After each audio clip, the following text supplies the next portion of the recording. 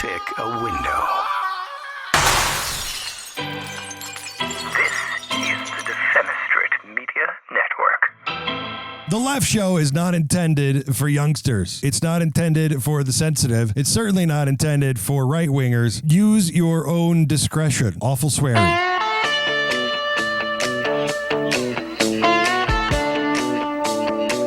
You know who the best-looking person sitting up there was? Who was it with the cowboy hat? No, J.M. Bell. J.M. Bell. I don't know who that is. He hosts a podcast. Well, he was good-looking.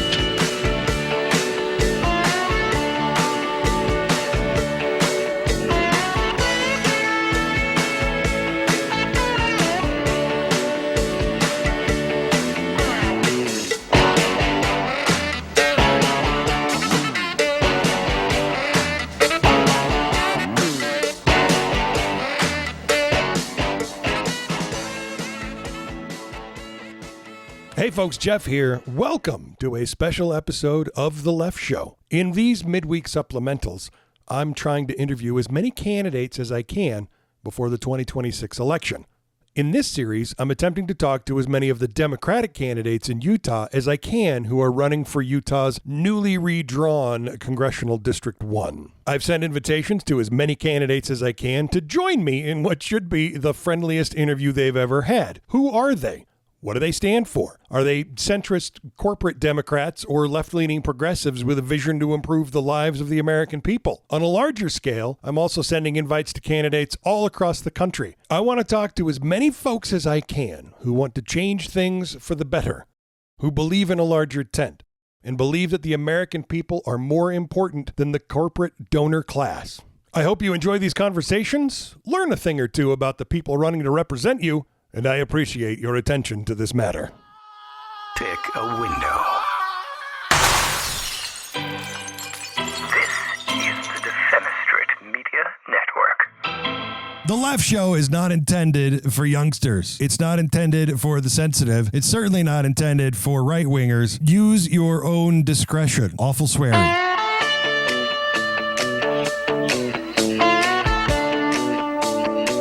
You know who the best-looking person sitting up there was? Who was it with the cowboy hat? No, J.M. Bell.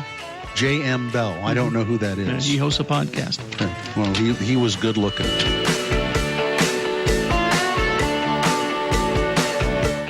You pompous, stuck-up, snot-nosed, giant, twerp, scumbag, fuckface, dickhead, asshole! Gentlemen, this is Democracy Manifest. For what reason? What is the charge? Eating a meal? A succulent Chinese meal?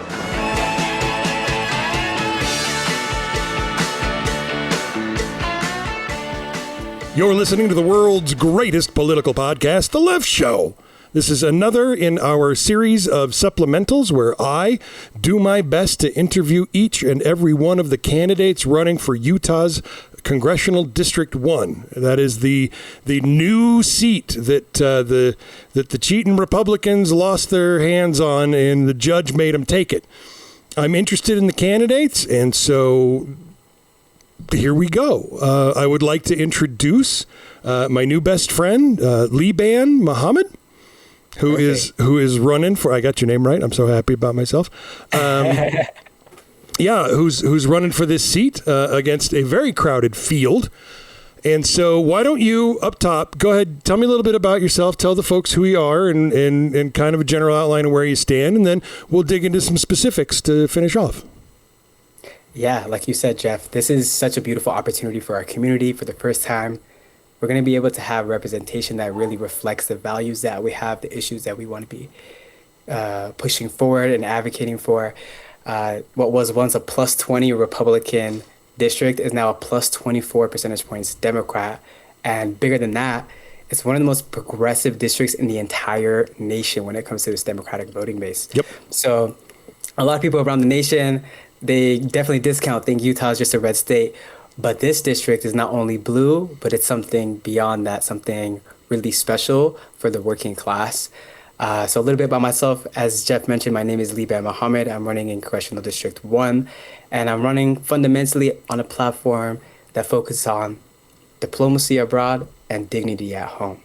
What that means is fighting for the working class and making sure that we are allocating our resources in a way that's sound to empower them, whether that's single-payer healthcare that costs less money overall, but would allow us to cover every single person with health coverage. There's 300,000 people in Utah that don't have coverage, 27 million adults in the nation, 4 million children.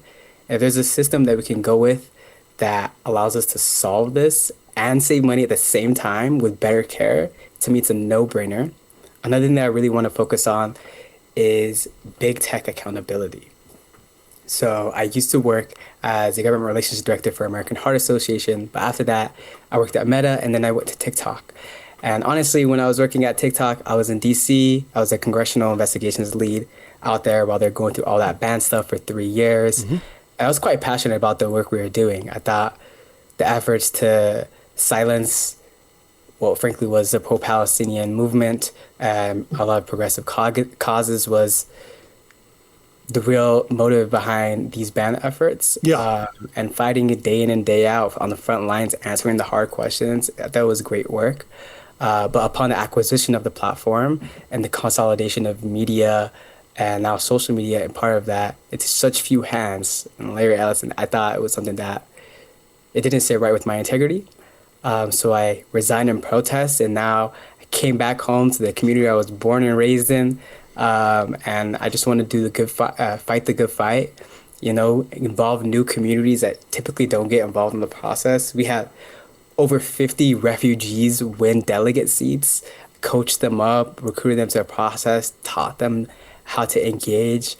And it's been a really beautiful experience so far, and hopefully we can continue that trajectory and make something special happen come June and be that Democratic nominee. That sounds fantastic. That's a very good answer. Tech accountability. I'm trying to remember. I've flipped through everybody's website in the last few days, and I think yours is the only one that mentions that. Mm-hmm. Now, let me, for just a minute, put on I used to run campaigns hat, and I still do advertising for a living. But, dude, well done website. Good logo. Oh, the branding is choice. What a good looking put together I'm thing. sending this to the designers for sure after this. They're special. Our video team is awesome too. Everything looks slick. It's good. It's easy to navigate. Any question I had is right there. I love it. And that is something I do not say. Usually I complain a lot about, especially lawn signs. Boy, Democrats make some ugly lawn signs. But I do. No, I did. I really wanted to take a second. And if you guys haven't been here, it's libanforcongress.com, Liban for Congress. That's the letter or the word for, not the letter, because this is a serious gentleman. Not one of those silly ones that puts a number in their name. I have pet peeves. What am I going to say? I love Jeff already. I love you, man. This is going to be great. Well, good. I hope you have a good time. So I have a set of 5 questions that I want to ask to just kind of help figure out where you're at and where you're coming from. The first one of those is, and it's dealing with the Democratic Party. Now, I have this, I don't know, calm, rational opinion that we have been failed by party leadership. Whether that be at the DNC for running off David Hogg, who I really think was going to be instrumental in both Senate and House races this year. And then, there's Jeffries, who's driving me nuts with his just lack of movement. Schumer as well. I am an old guy that believes that the party should reflect those people that are your age and coming up and younger. I think that we should be, building a world for anybody born today to live in with clean air, clean water, no war in Iran, etc. And so the first question I have is where would you be willing to break with party leadership in order to get things done as you've outlined in your platform? Quite frankly, a lot of my platform is a position that's the opposite of the typical establishment. You think? Especially the DC establishment. I think Democratic Party in Utah is a little bit different, right? A lot of us are very progressive. But in DC, number one, like I mentioned, single-payer healthcare. There's a reason why it's not getting done. It sounds like a no-brainer. Costs less money, better care for everyone. And it's a proof point in other nations, in Europe, for example. But the reason it doesn't happen is because there's unlimited spending in politics because of those three core precedents. Citizens United, Buckley, Speech Now. And these three precedents have opened up the floodgates for private insurance industry to be able to spend unlimited funds in our elections. Now, in this race, Democratic race, for example, there's only one candidate who opposes single-payer healthcare. All the other candidates have beautiful positions on it. And there's also only one candidate that is receiving private insurance money. And that is exactly what the root of the problem is with the establishment. So whether it be healthcare policy and guaranteeing it as a human right through a single-payer system, whether it be my position on what's happening in Gaza, I do believe it's a genocide. I do believe, I know it's a genocide, according to all the authoritative resources that one could find. And I've seen a lot of people from my own community who are from Palestine, who actually, when I was sitting down with them in real time, I had an individual get a call that they lost their childhood home and they lost a number of family members in Gaza.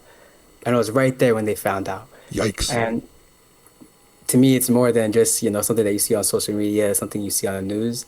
It's something that I'm seeing in our own community members' lives and how it's impacting them, because we do have a pretty large Palestinian community out here. So that's a big issue that I will go off with. Getting big money out of politics, like I mentioned, backing up unions, pro-acts, a lot of things. Yeah, a lot of things. Immigration, abolish ICE. Yeah. Well, I'm enjoying your answer so far. I'm a leftist. I wish the Democratic Party and the big institutions out there were more supportive of a lot of these policies, but unfortunately they're not. But something that people don't talk about a lot with the Democratic Party and the idea of parties in general is, at the end of the day, it's just a party. And just because you're a part of that party doesn't mean that you have to follow suit with every single thing. At the end of the day, it's important to be your own self. Is the voters and your conscience, and you vote accordingly. And the party to me is nothing more than a letter that's just on that piece of paper on the ballot. I couldn't agree more. All right, question number 2. Let's do it. So you're elected. You're back in D.C. You've got your committee assignments. You know who you are, what you stand for, where you're headed, and what time lunch is. So what policy of your platform are you the most willing to spend your political capital on? What is, if you had to pick just one policy, whether it's Medicare for all, Green New Deal, student debt consolidation, which one of all of them do you think you would put as number 1 on the list? For me, a single-payer healthcare, because I think it has the most tangible impact on people's lives. But I'm going to give you a second one, even though you asked for just one. No, you're fine. You can do 2. Which is a national privacy law, because it's something that is viable to pass. We are the only wealthy nation on earth and developed nation on earth that does not have a truly comprehensive national privacy law such as GDPR in the EU. Both parties want to see this happen. There's just hiccups here and there with exactly how it should happen. And I think I can bring my expertise to the table there and find that happy medium to get a deal done and make sure that ordinary folks like us, American citizens, have our data protected, have our data owned by us. Yeah. And don't let me open up the soapbox. No, I dig it. I do. It's national privacy law. I mean, like I said, I'm older than pretty much the majority of the field running for this office. So I was around and fighting the Blue Dog Democrats back in the day, and in the Patriot Act, that we're still dealing with, fallout from that garbage legislation. So, yeah, I like that. And I haven't heard anybody else talk about it, which I think should be a little startling. But, I do a show every week and I haven't talked about privacy in months. So, hey, that's good. You're bringing it out there and you're talking about stuff that other people aren't talking about. And I find that refreshing. I like being caught off guard by things that I have overlooked. I used to call it fatigue. It's like I care about so many things. Sooner or later, I'm going to get tired and forget a few of them. So, no, I like that. That was very good. That was a very good answer. But yeah, single payer healthcare that's very close to my heart. It's not my number one, but it used to be. I come from a time where we had a thing that Trump is trying to bring back called the pre-existing condition discrimination. So if you switch jobs and jump to a new insurance, I'm a diabetic, they would be like, well, we don't have to cover your diabetes because you had that before you were on our insurance. We don't have to cover your busted knee. We don't have to cover your migraines. Anything that you've seen a doctor for before today, we don't have to cover. And Obamacare was, to a lot of us at the time, while groundbreaking legislation, it was very disappointing because we all wanted single payer as well. But the pre-existing condition discrimination, making that against the law, did more for me and my family than just about any other part of that law. So, I do agree with you on that we definitely need to switch to universal health care. It's not that hard. Mexico just did it in like 10 minutes, I mean, and they're not as rich as we are. We've got plenty of money for it. Here's the thing I feel like the issue on the left is how we communicate our policies at times. Mm-hmm. And I think I use the term healthcare as a human right because it's a human right? Yeah. And I even have to check myself sometimes. You know what? Maybe, Liban, maybe you shouldn't use those words because people who are centrist and on the right, they think of it as a handout. But it's not a handout. It's just so like people don't think about, of course, we're not going to pay for the road over there, right? Of course, we're not going to pay for K through 12. That's what it should be like. And we are paying for it at the end of the day through our taxes. It's not a handout. We're paying for it. And if we do it, we're going to pay less. And what I really want people to understand is if I can hone in on it's mathematically sound, it costs less money, and it allows us to cover everybody, instead of the ethics of healthcare, which are obvious. Yeah. I think that resonates more with folks because people think it's far-fetched. Everybody thinks, obviously, it would be amazing to have universal coverage. I don't think anybody would think that's a bad idea, but people think that the resources aren't there. But what they forget is they are already paying a tax, but they're paying a double tax, is how I like to describe it. You're going to pay your ordinary tax, and it goes towards Medicare and Medicaid and all these other public programs. But most Americans are also paying a second tax, but it's to private insurers in the form of premiums, deductibles, co-pays, and all these out-of-pocket costs. And then ultimately their profits and their shareholders. And we can cut out that useless middleman. They're just blood-sucking profiteers that aren't actually providing net value to the system, right?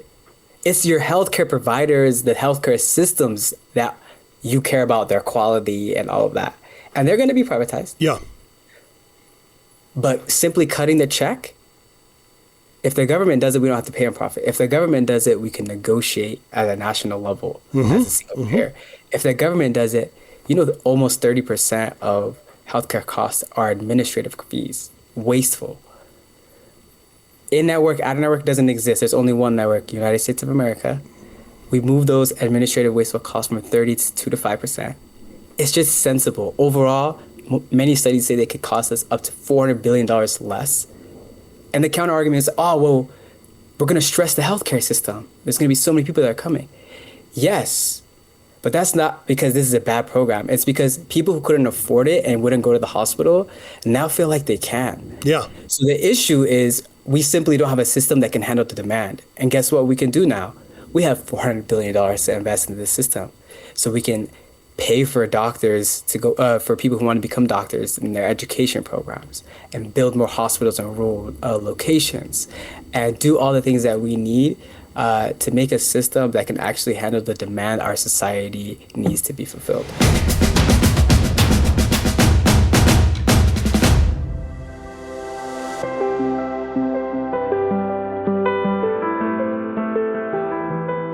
Hey folks, Jeff here. None of the podcasts on Defenestrate Media were created by a big company or a moneyed network. There's no corporate backing here. The shows, The Left Show, the world's greatest comic book podcast, and I Told You So, exist because we thought that it would be fun to sit down with microphones and talk about the shit that we care about. Politics, comics, culture. Over time, something pretty amazing happened, and a community has formed around these shows. Listeners who come back every week, people who argue with us, laugh with us, send us messages, and share the episodes with friends. Recently, we got a couple of shout outs by some bigger shows, which has reinvigorated interest in what we do here. It means that there's a lot more ears paying attention to the words that we throw out. It's a lot of growth, but growth means that what we've done is sort of hit the limit of what we can do with both the gear we have, the software we use, and the hosting that we've been running now for years. So we're asking for help. We're raising funds to upgrade our podcast hosting. We need a lot more bandwidth. We need 2 new hard drives for both production and storage. And then we have 3 pieces of software that we use that cost a bloody fortune annually to build the shows. We've always been listener supported. That's how independent podcasts like this survive. So if the shows have ever made you laugh, made you think, or just kept you company while you were driving somewhere, maybe consider pitching in this round. A few dollars helps when there's a lot of listeners that are a part of it. Look, do us a favor. Navigate yourself over to theleftshow.com, click on that big banner for the spring fundraiser. And we're not just asking for help, we're offering prizes for people that do help. So take a look right there at the bottom of the page. You'll see everything that we're offering for those that come to our rescue. With that in mind, thank you, seriously, for helping to keep independent media alive.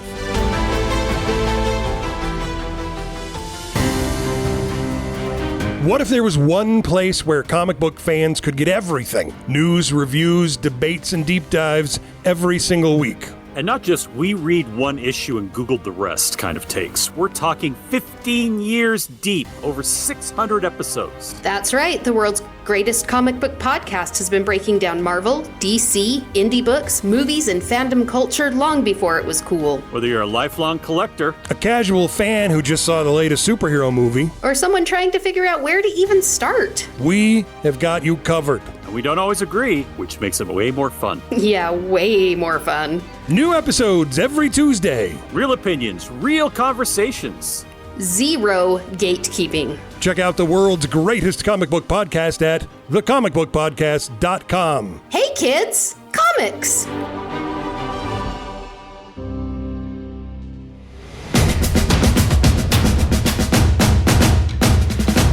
Brilliant. I mean, that really does, it rolls down to and dovetails quite well with economic justice.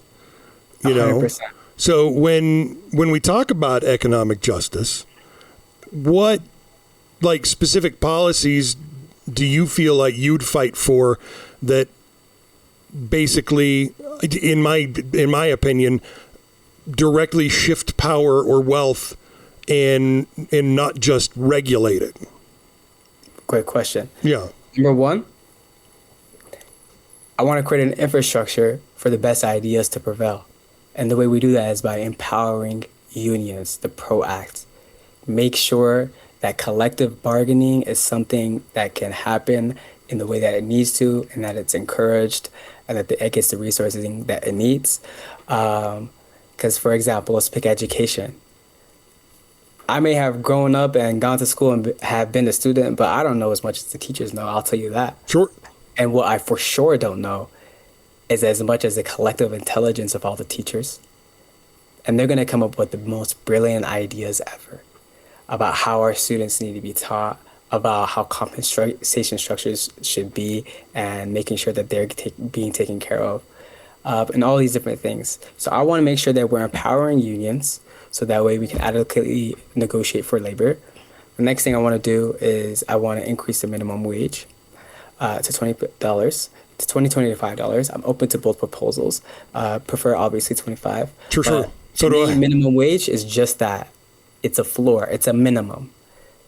But the fundamental issue is wages, and the wage gap is forever increasing. So how do we solve that? There's proposals from Bernie Sanders and Elizabeth Warren that I love, and it's this concept of an executive to worker pay ratio. So you come up with a ratio. Let's say, for example, we could pick any kind of ratio. That's another debate. It can be itself. But let's say it's 2000x. Very generous. But if you're a CEO of a Fortune 100 company and you're making more than 2000x the median employee, then that's not allowed. And if you want to increase your pay, well, now you have to also increase their pay. And so that way, there's an incentive structure for the people who are exploiting us currently. If they want to make more, if they want to do better, they have to make sure their employees are doing better instead of just using that capital to pay themselves and then just do stock buybacks. I like it. And inflate their own value. I could go on and on. But that's my fundamental thoughts. No. I dig it. I do. Okay, so this is the one that hits me personally.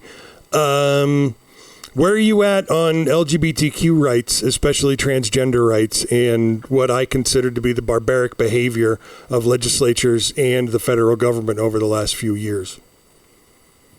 Yes. First, I'll tell you my two policies, and then I'm going to tell you my thoughts on the human sentiment. Policy-wise, two things.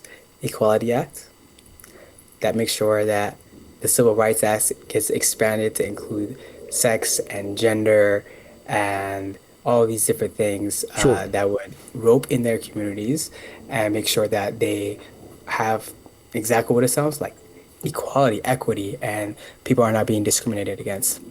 The next thing, Medicare for all, single-payer healthcare system. If we can provide full coverage for everyone while lowering overall costs, that's exceptional, and that would include gender-affirming care. That would include any kind of care. So I think these two policies would A, address discrimination, and B, address the accessibility that these communities need.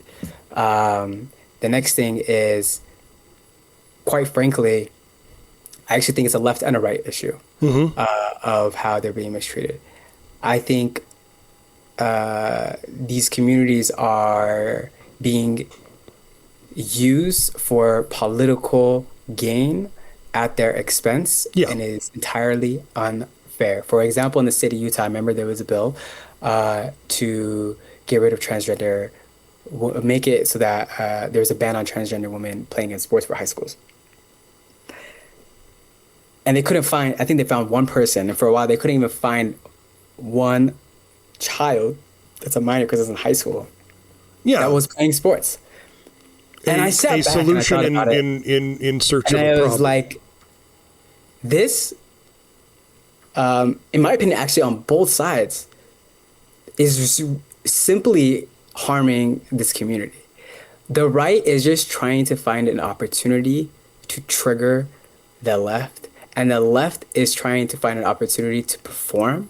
And what they're doing is amplifying this to be one of the biggest issues.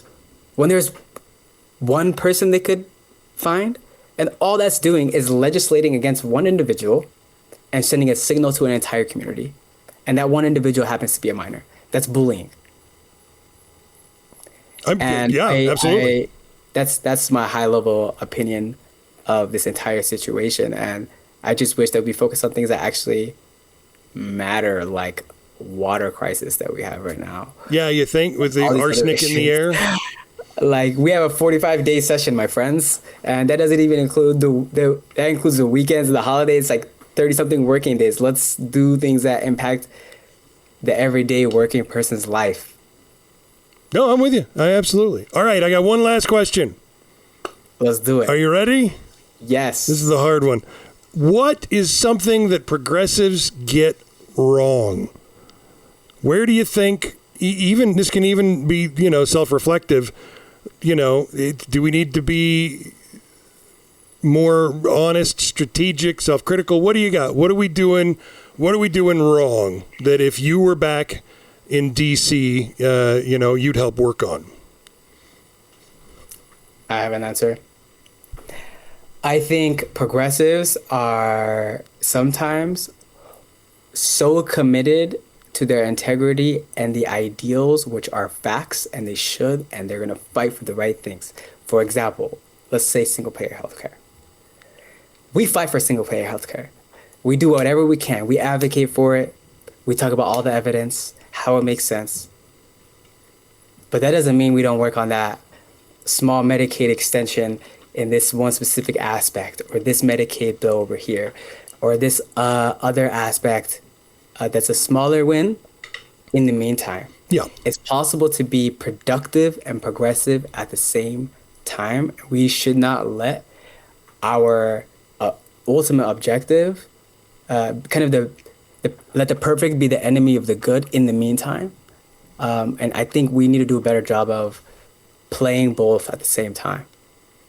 Not compromising, but playing both at the same time. There's a difference. Yeah. You do two things at once, it doesn't mean you have to compromise. But we have to make people's lives better tomorrow, today. That's a good answer. I like that. That was well put together. You should put that on a T-shirt.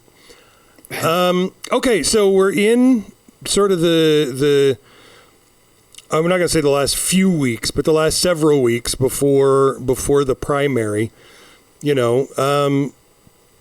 We'll go ahead and wrap this up, but give me your pitch, your last speech before the votes get started kind of speech. I mean, where are you at? What haven't I covered that you'd like to talk about? Anything like that. The floor is yours. Give me a few minutes or not, of whatever it is that you would like to push out about your message. This is one of the most progressive districts in the entire nation. The most progressive district that is an open seat in the entire nation. Mm-hmm. And it requires simply a person with a track record of results and integrity to win. And we shall not jeopardize this opportunity to have an advocate for the working class simply because we decided to get behind a person that will fail a Google search test. We can instead get behind a person that's going to pass that Google search test. Yeah. And ultimately move our objectives forward. And that's what I really believe. This is a matter of the progressive dropping the ball rather than having to earn the election. It's in our favor. The numbers are there. Yes. We simply need to meet the moment. We simply need to get minority communities involved in the process and come out to vote. We simply need the West Side to be involved and engaged and excited. And what gets people excited is positivity and seeing themselves in an election and feeling like they have a fighter that they can resonate with. And I hope that I can be that person, and I believe that I am that person. Well, outstanding. Look, I've run for office twice. I know what you're doing. I know how difficult this is. I know how much time it eats and all of that. And so, I'll give you the thank you for your service. But, I mean, seriously, thank you for running. I appreciate just about anybody that puts themselves out there and invites personal scrutiny to the point, especially with a race that's this high profile. I ran for doodly squat. Nobody cared. Nobody's going to run a Google search on my social medias because nobody cared. But, this is a big deal. And it's a big thing. And thanks for doing it. I appreciate it because it sounds like if you get back there, you're going to be a representative that's going to make a guy like me feel happy. I hope so. I'll do my best. And if I don't, you grab my ear, you drag me, my friend. I got you. What are you doing? You hold me accountable. I listen, I learn, we'll do better always. You get back there, I want to see you on stage with AOC and Bernie, pal. Hands up. We'll be together. We'll be together. Outstanding. All right, give everybody your web address really quick, how to contact you, and anything that you need. Absolutely. So you could find a little bit more about myself and also our platform at libanforcongress.com. That's LIBANFORCONGRESS.com. TV.com. And also check out some of my social media pages, Liban for Congress or Liban Mohamed on TikTok. And lastly, if you would like to reach out and get in contact with the campaign, contact with myself, reach out to us at team@libanforutah.com. team@libanforutah.com. Hope to hear from you all. And yeah, thank you for this amazing conversation, Jeff. Hey, you bet. I really had fun, actually. This is awesome. We got to do it again sometime. And just because I love your website so much, if you need anything to do with this impressive young man, it's on his website. I'm looking at, I got Instagram and the TikToks, and I see Twitter and YouTube. Look, you got to do the job. I get it. But anyway, thank you so much for spending some time with me today. I appreciate your time and your commitment. Good luck. Yep. Take care. Thank you all. Bye. If you've made it this far, you might as well join us on Patreon. Patreon.com/DFenMedia. This episode and more always available at www.theleftshow.com. If you've made it this far, you might as well join us on Patreon. Patreon.com/DFenMedia. This episode and more always available at www.theleftshow.com.